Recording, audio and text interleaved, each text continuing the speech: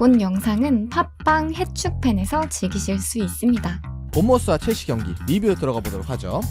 일단 저희가 이번 시즌 프리미어리그에서 가장 좀 실망스러운 팀들을 꼽자면 뭐 맨유 아니면 첼시 정도가 있을 것 같은데 이제 저희가 2부에서 두 팀을 다 다룰 거잖아요. 우선은 일단 이번 본머스 첼시전을 토대로 첼시가 왜 이렇게 못하냐에 대해서 먼저 좀 알아보도록 하겠습니다. 첼시가 좀 신묘한 결과를 보여주고 있는데 일단 시즌 초반만 해도 분위기가 매우 좋았고 그래서 진짜 탈바꿈 잘했구나라고 생각이 들었는데 일단 시간이 지나면서 결과가 좀 안 나오고 있는, 찬스는 많이 만들지만 결과를 못 내고 있는 흐름이 계속 반복되고 있고 뭐 이번 경기도 결국은 큰 흐름은 반복이었던 것 같아요. 네, 이번 경기를 토대로 지난 5라운드까지 첼시의 문제들을 약간 되짚어보는 시간이라고 보면 좋을 것 같고요. 선발 라인업부터 이번 경기 들어가 보도록 하겠습니다. 우선 본머스 홈이었기 때문에 본머스부터 좀 살펴보면 본머스는 이전 경기들과 좀 흡사한 베스트 11을 가동을 했습니다. 이제 솔랑케가 최전방에 나서는 뭐 4-2-3-1 지난 시즌부터 사실 솔랑케 해조 축구를 하고 있기 때문에 솔랑케가 역시 선발로 출전을 했고요. 그리고 2선에는 보통 클라이베르트, 브룩스, 뭐 와타라 이런 선수들이 번갈아 가면서 출전을 했더라고요. 근데 이날은 이제 와타라, 빌링, 테버니어가 2선을 구성을 했습니다. 이제 첼시 쪽으로 넘어가 보자면 첼시는 이 전 경기까지는 3-4-3 내지는 3-5-2 그러니까 좀 3백 전형 위주의 포메이션을 가지고 나왔거든요. 근데 이날은 7회를 벤치에 안 치면서 4-2-3-1 내지는 4-1-2-3 정도의 전형을 가동을 했습니다.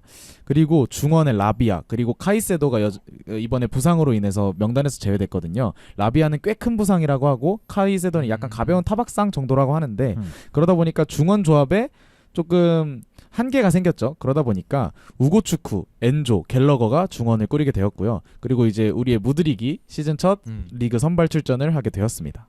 그리고 하나 더 보자면은 이렇게 되니까 우고축구 임대 안 보낸 게 좀 잘한 것 같네요. 그렇죠.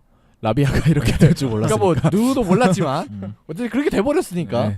그래서 일단 우고축구와 무드릭의 활약도 이제 경기 리뷰에서 좀 살펴보도록 하겠습니다.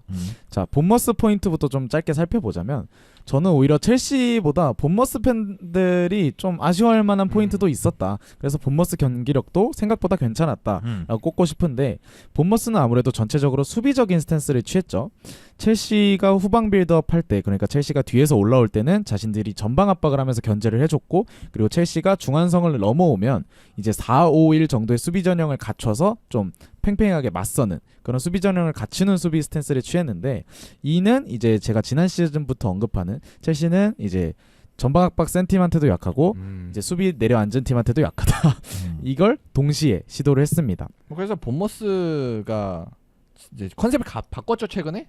원래는 뭐 이제 게리오니 감독 있을 때는 완전 내려서서 두 줄 수비를 서고 역습을 때린다. 키퍼 한방 뭐 뚝배기 찌르고 뭐 이런 스타일이었는데 뭐 감독도 바꾸고 선수도 영입을 많이 하면서 이제는 좀 짧은 패스로 오히려 주도를 하는 형태를 오히려 지향을 하더라고요.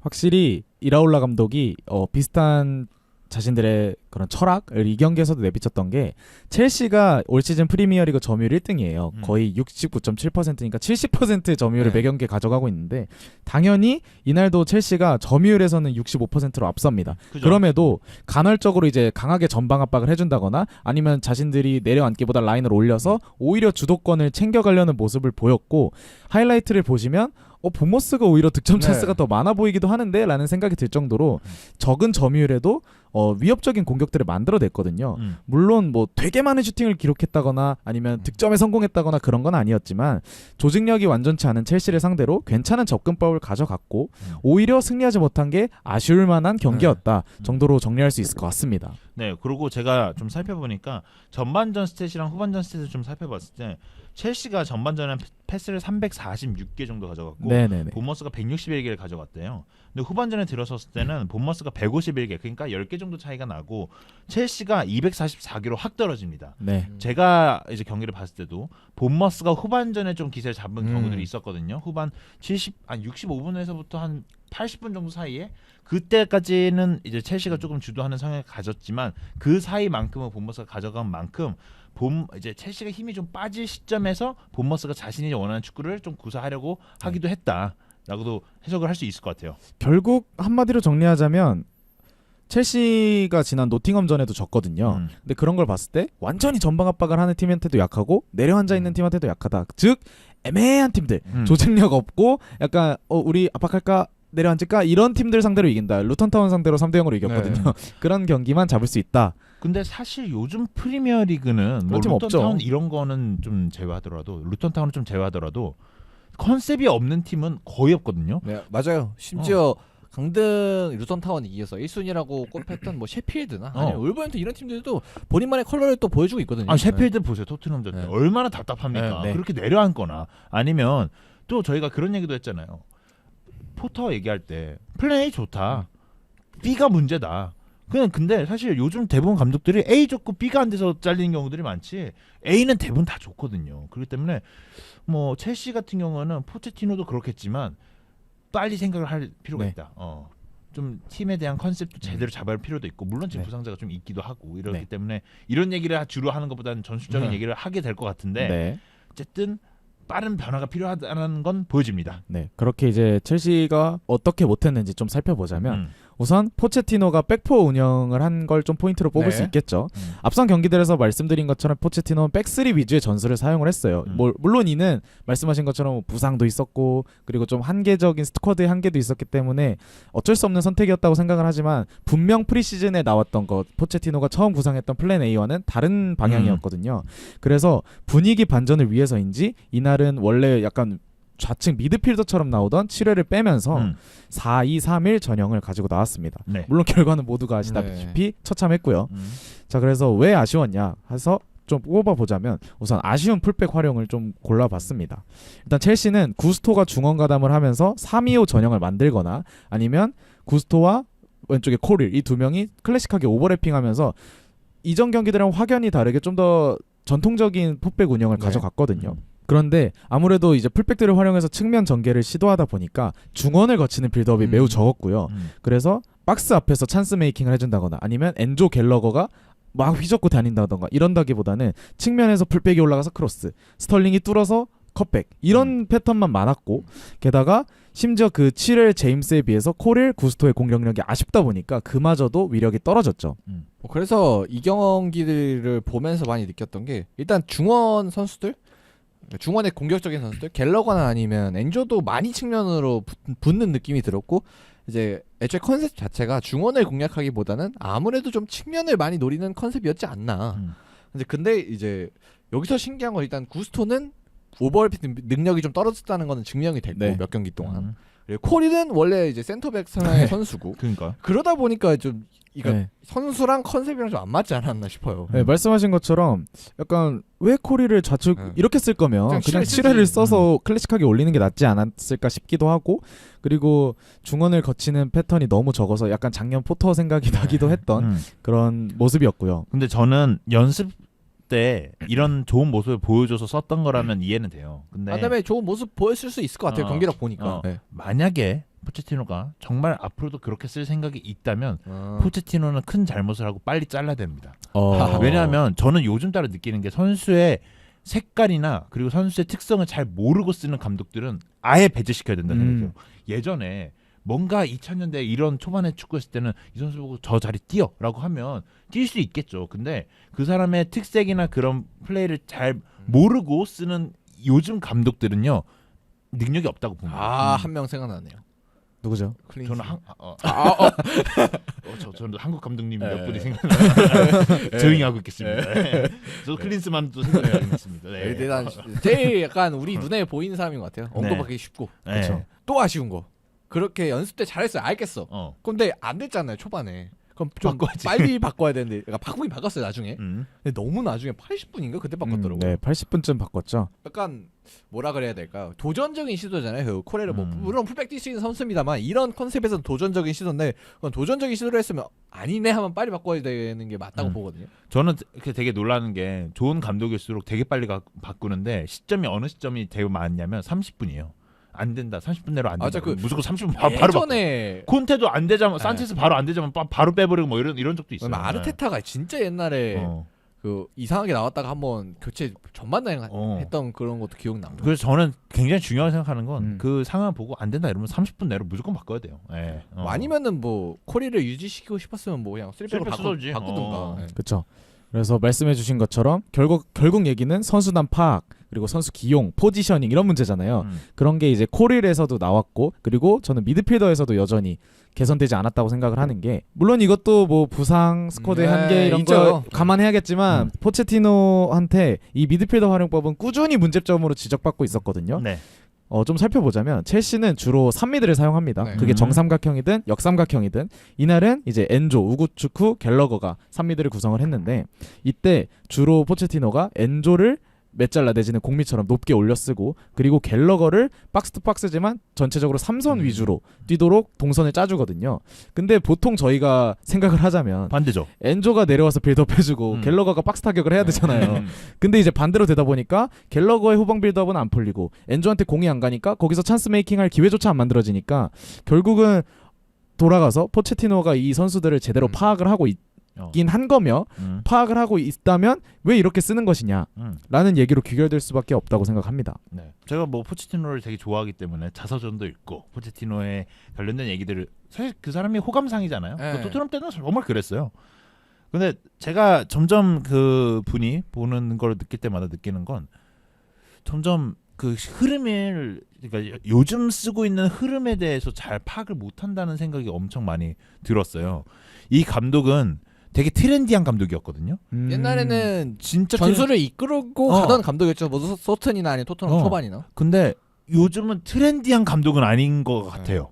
그리고 올드한 감독이 됐다는 생각도 들었어요. 저는. 그래서 이 빌드업 과정을 볼 때 이렇게 측면을 위시한 빌드업이라고 해야 되나? 측면을 이렇게 딱딱딱 측면에 이제 세 명이서 모여서 뽁짝뽁짝 이제 뭐 저 부분 전술해서 뭐 크로스 올리고 컷백하고 이런 거 볼 때마다 근데 요즘 트렌드 그거에 아니거든요. 네. 요즘은 중원을 거쳐서 이제 거기서 뭔가 오히려 측면은 그냥 상대를 낚시하는 그냥 미끼 역할만 하거든요. 아 심지어 뭐 브라이튼 미토마 요즘 미끼 더미 역할 뭐 이런 식으로 쓰던지 물론 미토마랑 뭐 같은 롤은 아니겠지만 어쨌든 아무튼 그러니까 그게 트렌드인데 그냥 오히려 요즘 미끼로 쓰는 것을 오히려 집중적으로 노리다 보니까 뭔가 이렇게 트렌드와 정반대로 가는 그다음에 뭐 그래서 결과를 잘 내면 모르겠습니다. 또 결과까지 안 나다 보니까 트렌드와 정반대로 가고 결과도 안 나오는 약간 뒤처지는 감독인가라는 생각이 물음표 띄워지는 것 같아요. 데니 로즈랑 칼 워커는 했겠지. 둘은 심지어 잘했으니까 그때는. 근데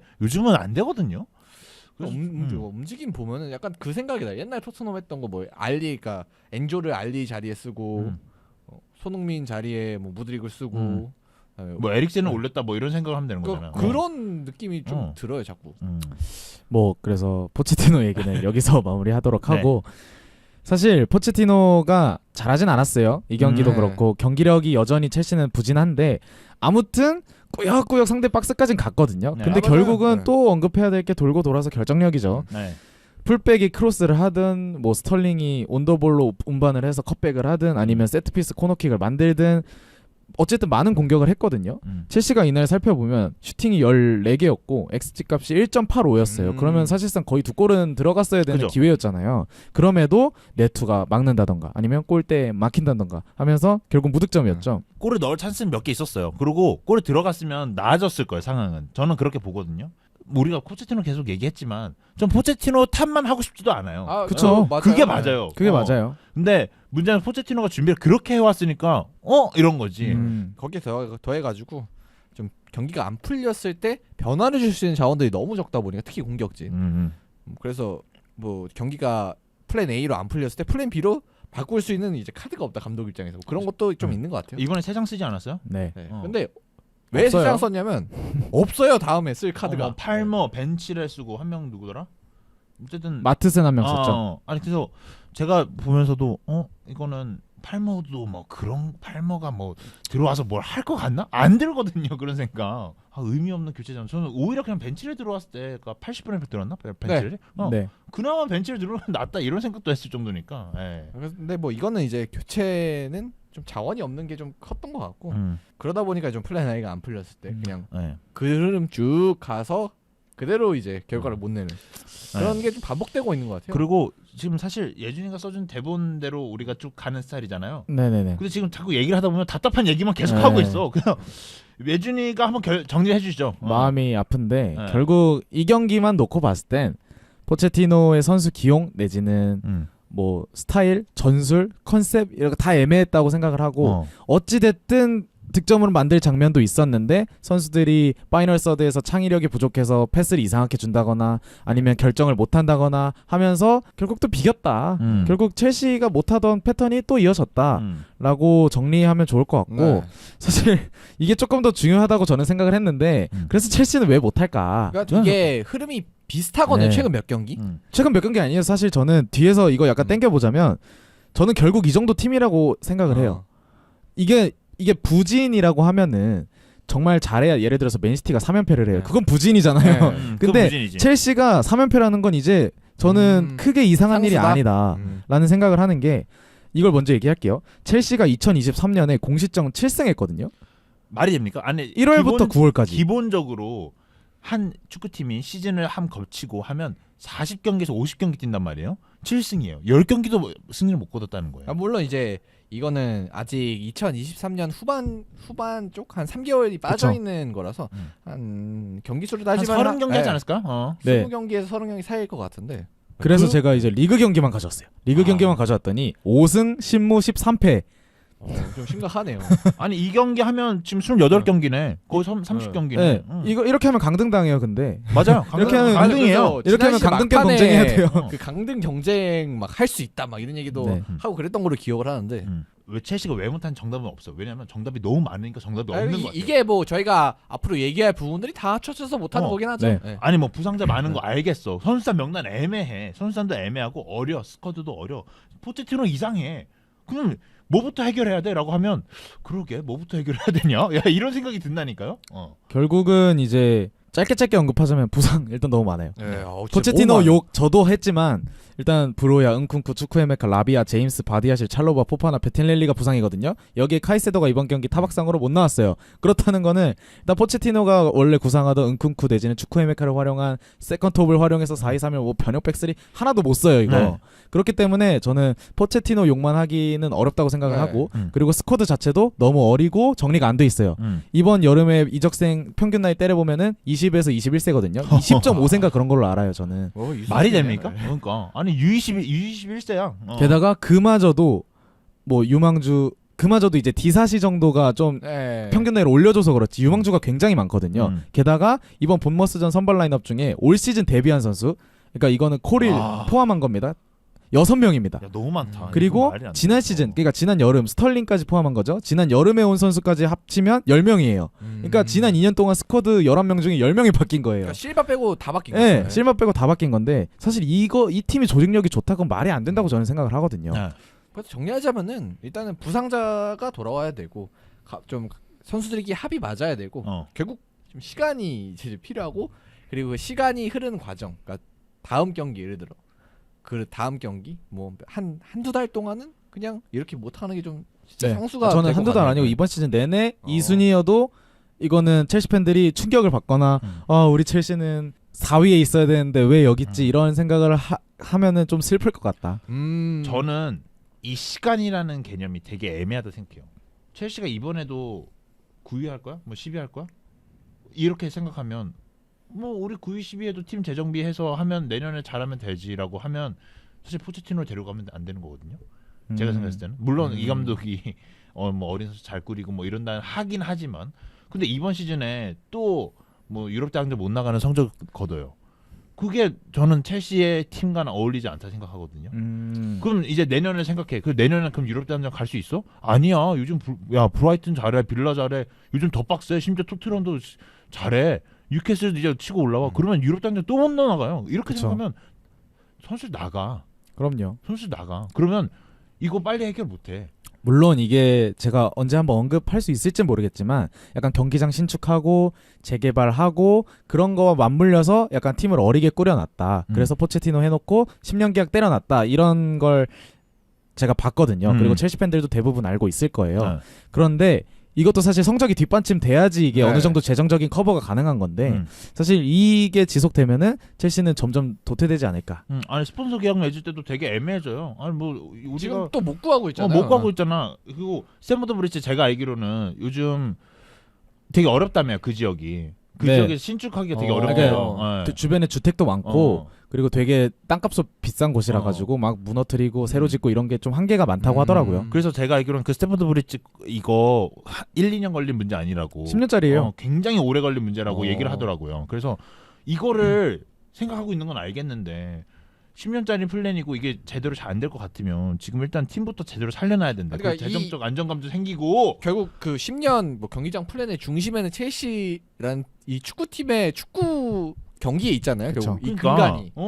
근데 이 근간이 무너지면은 뭐 10년 계획을 아무리 잘 짜도 좀 힘들지 않을까? 뭐 사실 어떻게 계산을 했는지 모르겠지만 이 정도 성적을 계속 유지할 거라고 계산하진 절대 안 했을 거란 말이에요. 아니 10년짜리 프로젝트면 여기서 지금 20살짜리 애들이 10년 팀면 30살이에요. 이거 뭐 해서 뭐 리빌딩도 해야 돼. 제가 이제 정리를 하고 싶은 부분은 지금 당장 욕할 사람이 없어요. 욕할 수가 없어요. 욕할 수가 없어. 왜 포체티노 욕하기도 애매해. 얘도 이게 있잖아. 부상자가 너무 많아. 나 이거 네. 하고 싶었어. 나 이거 하고 싶었고 나 이거 계획 다 세워놨는데 할 수가 없어. 라고 얘기할 수 있고요. 또 선수들도 그렇게 얘기할 수 있어. 아니 야 나 지금 첼시에 들어온 지 얼마 되지도 나 않았는데 20살인데. 갑자기 뭐 에이스 역할을 하라네. 뭐 아니 내가 뭐 주전 11 베스트 11 뛰라네. 아니 내가 어떻게 그 정도 실력이 안 된다고 이런 선수도 그렇게 얘기할 수 있고 보엘리는 뭐 어떤 생각을 가지고 이렇게 하고 있는 건지. 근데 결국은 첼시가 이렇게 선택을 했고 뭐 일단은 선수도 다 정리하고 이번에 완전히 탈바꿈을 하면서 결국은 뭐 리빌딩 시즌 2를 뭐 지난 시대도 리빌딩이었다고 치면 장기적인 리빌딩을 계속하고 있는 거죠. 시즌 2를 선언했거든요. 근데 뭐 이게 결국 미국식 리빌딩이라고 저는 생각을 하는데 뭐 야구나 아니면 한번 싹 판 다음에 네. 싹 사죠. 그냥. MLB처럼 하겠다고요? 네. 근데 꽤 오래 걸리잖아 그거는. NBA나 뭐 그런 것처럼 이제 하려고 하는 것 같아요. 이 흐름을 보니까. 근데 결국은 이제 거기와 다른 거는 이제 이쪽은 이제 강등이라는 시스템이 존재하고 그래. 성적에 따라서 이 팀이 얻는 수익이 많이 다르다. 이 두 개. 그러니까 성적이 낮았을 때 그러니까 감수할 리스크가 너무 크다. 너무 많다. 리스크의 종류가. 이게 뭐 유럽식과 미국식이다라고 얘기를 하잖아요. 사실 뭐 유럽식도 있고 뭐 유럽식 장단점이 있을 수 있고 미국식 장단점이 있는데 보엘리 너무 미국식으로 가는 거 아니야? 왜냐하면 저는 뭐 몇 년을 잡아서 리빌딩 말도 안 되지. 어떻게 야 이거 뭐 10년짜리 스탠포드 브리지 뭐 새로 지어 그러면 선수들은 나이 안 들어? 나이 들잖아요. 그리고 이 선수들 장기 계약 해놨는데 심지어 어떤 애들 나가고 뭐 말고 할 거 아니에요. 그런 선수들 어떻게 해? 아니 그러니까 지금 제가 볼 때는 가장 기본적인 축구를 잘해야 되는데 뭔가 모르게 자꾸 이상한 거에 관심을 갖고 있다 지금 보엘리가. 뭐 스탠포드 브리지 확장할 수 있어요. 확장할 수 있는데 지금 당장 급한 건 축구다. 그렇죠. 축구가 급한데 그게 핵심이죠. 다른 걸 왜 하고 있냐. 다른 걸 할 수는 있는데 지금 당장 축구부터 수습을 해라 이런 얘기예요. 저희가 하고 싶은 말은. 뭐 결국 정리하자면 이후에 어찌됐든 지금의 첼시는 매우 어리고 불안전하고 조직적이지 않은 팀이기 때문에 너무 암울하게만 가는 건지 모르겠지만 한편으로는 이런 결과가 더 이상 충격적인 결과가 아닐 수도 있겠다라는 생각이 논리적으로 진짜 당연하다는 네. 생각이 드네요. 정리를 좀 쭉 하고 보니까. 그렇게 생각이 드는 본머스 전이었습니다. 네. 그래서 뭐 이제 다음 주엔 아스톤 빌라전이 있고 쭉쭉 경기들이 있는데 일단 진짜 한두 달 내에는 거의 기대를 하면 안 될 것 같고 일단은 제 개인적인 생각으로는 전반기 끝나고 이제 축구 해명가 돌아오고 은근구 돌아오고 부상자 어느 정도 돌아와서 좀 정비가 되는 그 타이밍이 가야 좀 그래도 뭔가 좀 기대해 볼 수 있지 않을까 싶어요. 근데 그 타이밍이 돼서도 이성적이면은 후반기에 반등하기는 좀 어렵지 않을까. 그렇죠. 결국 전반기에 또 뭐 13위 이렇게 하잖아요. 네. 그럼 그렇게 아니 할 저 거예요. 후반기 잘해도 아니 후반기를 얼마나 잘할 건데 은쿠쿠가 온다고 뭐 골은 뭐 4-5골 넣어줘? 그것도 아니잖아요. 근데 이제 후반기 엄청 잘해갖고 뭐 1, 2 할 수 있는 것도 아니고. 뭐 이제 잘하면 이제 뭐 한 8, 9위 뭐 그래. 아니면 이제 그쵸. 진짜 개 잘하면 7위 뭐 이렇게 하겠죠. 지금 당장 뭐 스폰서도 없고 되게 지금 첼시가 되게 엄청나게 좀 위기의 상황인 것 같은데 저는 조금 플랜 잘못 짰다 생각해요. 근데 저는 이렇게 된 이상 어쩔 수 없다. 그럼 밀고 나가야 된다? 그러니까 왜냐면은 지금 어떻게 되돌릴 수가 없어요. 일단 선수들 계약 기간은 길죠. 감독 계약 기간도 길죠. 일단 돈 이미 써놔가지고 FFP 이미 신나게 빵꾸 나고 있죠. 그러니까 이미 이렇게 플랜을 짰으니까 이게 죽이 되든 밥이 되든 해야 된다. 머리를 들이받아 할 수. 왜냐면 뭐 다른 지금 와서 뭐 A급 선수를 사올 수도 없으니까. 그럼 우리가 결정합시다. 포체티노 욕은 하지 맙시다. 근데 왜냐면 근데 저는 내가 좋아했던 사람으로서 포체티노 욕은 하지 말자. 근데 사실 이제부터. 그 말도 틀린 말이 아닌 게 포체티노 욕만 하기에는 물론 포체티노가 잘하고 있다 이런 건 아니지만 이 팀 가지고 사실 4위 하라는 건 좀 억까다. 4위가 뭐야? 내가 볼 땐 컨퍼런스 리그만 나가도 땡큐야 이 정도면. 땡큐죠. 지금 사실 전력으로 보면은 뭐 우리가 얘기하는 뭐 아스톤 빌라, 뭐 브라이튼, 뭐 이런 팀들 있잖아요. 거기 아래요. 아니 파케타보다 좋은 선수 몇 명 있냐고. 그래 웨스트햄보다 아래일 수도 있어요. 진짜. 없다니까요. 파케타 아니 스털링 말고는 없어. 티실바 네. 뭐 이런 선수 말고는. 제가 볼 때는 진짜 빌라 선수들과 비교해봤을 때도 빌라 선수단이 더 훨씬 좋다고 좋죠. 얘기하지. 네. 뭐 그래서 어쨌든 첼시가 이렇게 플랜을 짰고 지금 뭐 극초반에는 뭔가 되나 싶었지만 결국 우려했던 문제들이 계속 나오고 있는데 뭐 일단은 정리했던 대로 어쩔 수가 없어요. 지금 바꿀 수가 없어요. 시즌 시작됐고 뭐 이적 시장 한참 남았기 때문에 그래서 버텨야 된다. 일단 지금 첼시 팬분들 그러면 지금 버텨야 된다. 꽉 잡고.